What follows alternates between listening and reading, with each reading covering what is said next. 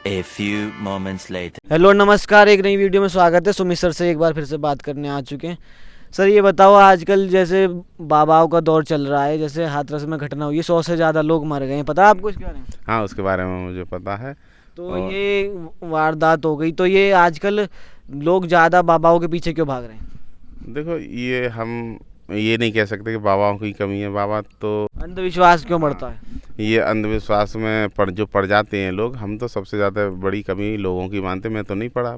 मैं तो उन बाबा को जानते हूँ जिसके कारण मरे हैं। वो मेरे पड़ोस में वो करते थे, हम तब भी नहीं जाते थे। आज अच्छा, से पड़ोस 25 में? हाँ बिल्कुल, पड़ोस में, बुलंदशहर में। नहीं, ये देखा जाता है कि ज़्यादातर महिला इनसे महिला- प्रभावित हो जाती है, फिर पूरा घर प्रभावित हो वो जाता चक्कर ऐसा है कि ये महिलाओं को टारगेट करते हैं। हाँ, टारगेट करते हैं, क्योंकि महिलाएं बहुत जल्दी पिघल जाती हैं, बातों में बहुत जल्दी आ जाती हैं। दिमाग से नहीं सोचती हैं, दिल से ज़्यादा सोचती है। हैं। लेकिन वो बाबा के वीडियो देखे थे मैंने, उसमें ये बोलते हैं कि वो किसी भगवान की बातें नहीं करते, वो मानवता की बातें करते हैं। तो ऐसी क्या बातें करते हैं जो सब इतने प्रभावित हो जाते हैं? नहीं तो मानवता की बात करके या लोगों को पिघलाना या बस में करना या उनको रुझाना, हाँ। तो वो तो कुछ ना कुछ करना पड़ेगा। मानवता की बातें करनी पड़ेंगी, उनके हित में बातें करनी पड़ेंगी, उनको अच्छी बातें बतानी होंगी कि ऐसा होगा वैसा होगा, तभी आदमी पिघलेगा। लेकिन जहाँ तक देखा जाता है, ये सब बाबाओं को पॉलिटिकल सपोर्ट भी होता है, पीछे से सपोर्ट रहता है, तभी इतने बड़े बन पाते हैं। हाँ, तो ये वहाँ तक पहुँच जाते हैं। उनका सपोर्ट ना होता तो ये सरकार प्रशासन का करोड़ों की संपत्ति कर लेते हैं। ये घर बैठे कुछ ना काम ना करते, कहाँ से आते हैं? प्रशासन की पूरी मदद रहती है। पूरी मदद तो रहती है बिल्कुल इनकी।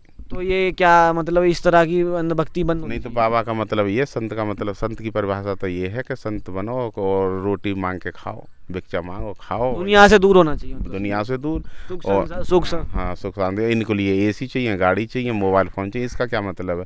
अरे अपना उसमें रहो। पूरा इनका सबका घर परिवार भी होता है। पर सब चीज़ होती है, ऐसा आराम होती है। तो आप ये बताइए, जैसे कि आजकल राहुल गांधी आरोप लगाते हैं कि बीजेपी ने हिंदुओं का ठेका नहीं लिया।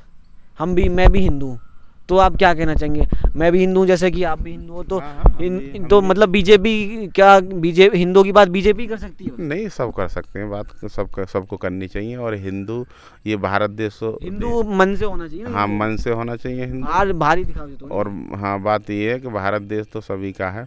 और यहाँ पे सबको अपना रिलीजन चुनने की भी आज़ादी है, ये संविधान में दिया हाँ, गया है। बिल्कुल, संविधान में आज़ादी दी गई है। हर इंसान को अपनी आज़ादी है। और कोई सा धर्म चुन सकता है, किसी भी धर्म में जा सकता है। धर्म सब अपने, जो लोग अपने अपने धर्म में, वो अपने धर्म के लिए सब तोड़ मरोड़ देते हैं ना बातों को भी, ये भी तो होता है। लेकिन ना हिंदू तो जितने बार हिंदू हैं, औरों का भी ये है। हिंदू तो और भी हैं। देश तो सभी का है, कोई बीजेपी वालों का थोड़ी है देश। राहुल गांधी को बोलते हैं वो नकली हिंदू हैं। ना, ऐसा कुछ नहीं है। नकली हिंदू कैसा? उन्होंने इतने दिन कांग्रेस ने शासन कराया, जब नकली थे वो। हाँ, तो सर देश चलाया। ये बताइए कि जैसे राहुल गांधी के लिए बोला जाता है कि वो जितने भी आरोप लगाते हैं उनका जवाब नहीं दे पाते। क्यों नहीं दे पाते उनका जवाब? जवाब तो देखो देना चाहिए, कुछ ना कुछ कमी होगी या जो लीक हो रही है, पेपर इतने लीक होते हैं, ये क्यों होते हैं? कुछ ना कुछ इसमें मिली भगत हो। नहीं, देखो, लीक जो पेपर होते हैं तो इनकी ढील है, गवर्नमेंट की ढील है। अगर गवर्नमेंट अगर सख्ताई करती है तो ना लीक कुछ नहीं होगा।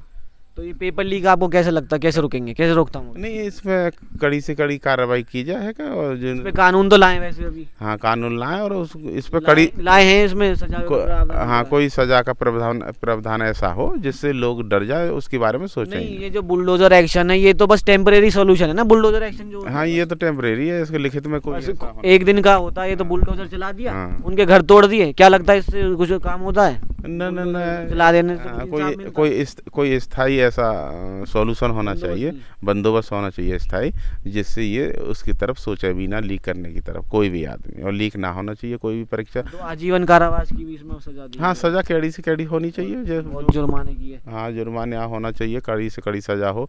जो भी इस गवर्नमेंट तरह से तो बच्चे जो हैं, युवा हैं, वो तो फिर दूर हटेंगे ना एग्जाम से। अब बताया जा रहा है कि 30% लोगों ने नीट की तैयारी करना छोड़ दिया, तो ये अच्छी बात थोड़ी नहीं है। हाँ, तो बिल्कुल छोड़ेंगे, क्या करें? वो जो 2 साल से 1 साल से तैयारी कर रहे हैं, अब आके वो बेकार हो गए बिल्कुल। जो पेपर पे लीक होगा, नंबर उनका आएगा जिन्होंने पढ़ा नहीं, और जिन्होंने मेहनत की है वो बाहर हो जाएंगे। तो उससे कोई फ़ायदा तो उनको ऐसे तो फिर हमें फर्जी डॉक्टर मिल जाएंगे सारे, बिल्कुल फर्जी और मुन्ना भाई मिलेंगे। तो उन पे क्या भरोसा किया जा सकता है आगे चल के? फिर हमारे जो देश के डॉक्टरों का नाम है कहीं ना कहीं बाहर पूरी दुनिया में खराब और होगा। जबकि बात ऐसी है कि भगवान को जबकि इंडिया के डॉक्टर की बहुत वैल्यू है बाहर भी। डॉक्टर को दूसरा भगवान माना जाता है, पृथ्वी का भगवान माना जाता है डॉक्टर को इतनी, और आदमी पूर्ण रूप से 100% विश्वास करके इलाज कराता है, और जब जानकारी ना होगी डॉक्टर के लिए तो वो इलाज कहाँ से करेगा, मरीज तो मर जाएगा।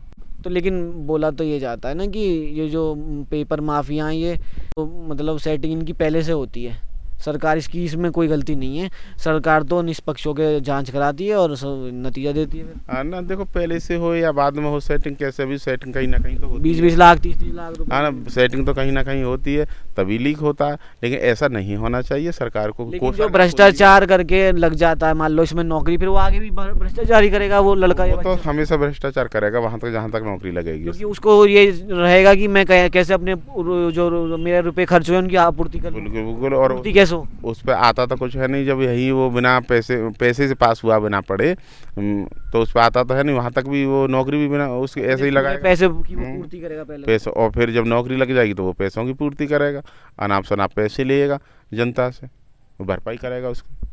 सर जैसे इंडियन टीम अभी वर्ल्ड कप जीती है और आईसीसी ट्रॉफी जीती है 11 साल बाद, तो इससे क्या लगता है कि देश में खेलों की तरफ रुझान बढ़ेगा? कैसे बढ़ेगा बताओ? हाँ ना, रुझान बढ़ाना चाहिए, और रुझान बढ़ाने के लिए स्कूल कॉलेज सरकार को कुछ करना चाहिए इसमें भी, हाँ इसके लिए थोड़ा ज़्यादा ध्यान देना चाहिए। ज़्यादा ध्यान देना चाहिए, सुविधाएं देनी चाहिए हर स्कूल में इसका। हाँ, और उसमें कॉलेजों में इनकी व्यवस्था और वो कोर्स लगाए जाएं, या इनके बारे में भी, इनका मतलब इन खिलाड़ियों के बारे में बताएं तो ज़्यादा नॉलेज होगी बच्चों को भी, ज़्यादा हम भी ऐसे कर सकते हैं। बिल्कुल बिल्कुल, और कर रखा है सरकार ने, अब खेल का वो चला रखा है, छोटे स्कूलों में पीरियड चला रखा है, सिलेबस दे रखा है, और खेलों की तरफ बच्चों का रुझान होना चाहिए और खिलाड़ी बनना चाहिए, अच्छी बात है ये तो। जब बच्चों को साथ ये भी सीखना चाहिए कि पढ़ाई भी करनी चाहिए साथ साथ। क्योंकि ऐसा है, जब हमारे देश का खिलाड़ी जब वर्ल्ड कप लेके आता है, बड़ा दुनिया में नाम होता है, और भारतवासी इतने खुश होते हैं कि जिसका कोई जवाब नहीं, दिल में इतनी खुशी होती है, बहुत अच्छा लगता है, हमें भी बहुत अच्छा लगता है। तो खेलों की तरफ रुझान होना चाहिए, सरकार की भी ऐसा होना चाहिए, जब खिलाड़ी हमारे देश के बने, ज़्यादा से ज़्यादा हर खेल में बने। नीरज चोपड़ा ने जैसे जेवलिन थ्रो में जीता था तो दुनिया में जान गए थे, नीरज चोपड़ा नाम से और सब उससे जान गए थे। नीरज चोपड़ा ने उसमें ओलंपिक में जीता है पदक। जो खिलाड़ी होते हैं औरों का भी रुझान बढ़ता है, उन्हें देखकर उत्साह जागती है। और क्या लगता है कि खेलना क्यों इम्पोर्टेंट है? खेलने से क्या होता है? शरीर में कुछ बेहतरी होती है? क्या होता है खेलने से? देखो मानसिक और ये शारीरिक विकास होता है। शारीरिक विकास होने के लिए फिट होता है आदमी। फिट होना बहुत ज़रूरी है। जब भी मतलब थोड़ी बहुत कुछ रोज खेलना चाहिए क्योंकि रोज़ खेलना चाहिए, थोड़ा बहुत ये व्यायाम करना चाहिए, तो खिलाड़ी के लिए ये बहुत जरूरी। मानसिक कैसे होता है कि मतलब जैसे दिमाग लगता है गेम में किसी में? हाँ, दिमाग लगता है, और फिर रणनीति सोचते हैं और शारीरिक विकास होता है इससे बहुत अच्छा। अच्छा, तो सर ये बताइए कि आगे जो इंडिया में जो कंपटीशन इतना हाई हो रहा है, तो बच्चों को सरकारी जॉब की तैयारी करनी चाहिए या नहीं, ये बताओ?